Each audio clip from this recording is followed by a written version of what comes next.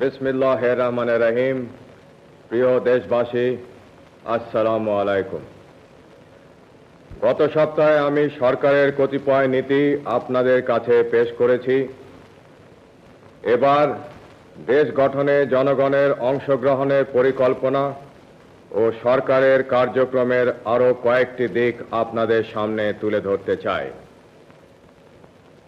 রাষ্ট্র পরিচালনার ব্যাপারে সংক্ষেপে আমার অনুসৃত নীতি ও কর্মসূচি হচ্ছে: সর্বতোভাবে দেশের স্বাধীনতা, অখণ্ডতা ও সার্বভৌমত্ব রক্ষা করা। শাসনতন্ত্রের চারটি মূলনীতি অর্থাৎ সর্বশক্তিমান আল্লাহর প্রতি সর্বাত্মক বিশ্বাস ও আস্থা, গণতন্ত্র, জাতীয়তাবাদ এবং সামাজিক ও অর্থনৈতিক ন্যায় বিচারের সমাজতন্ত্র জাতীয় জীবনের সর্বস্তরে প্রতিফলন করা।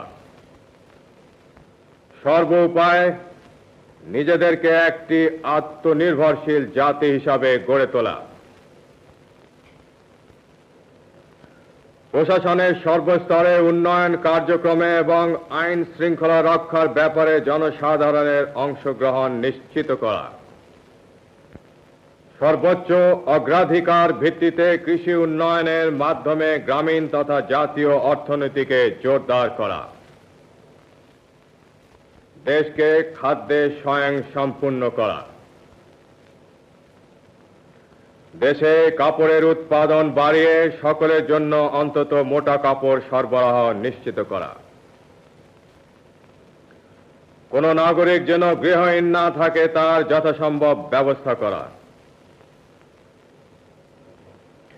দেশকে নিরক্ষরতার অভিশাপ থেকে মুক্ত করা। সকল দেশবাসীর জন্য ন্যূনতম চিকিৎসার বন্দোবস্ত করা। সমাজে নারীর যথাযোগ্য মর্যাদা প্রতিষ্ঠা করা এবং যুব সমাজকে সুসংহত করে জাতি গঠনে উদ্বুদ্ধ করা।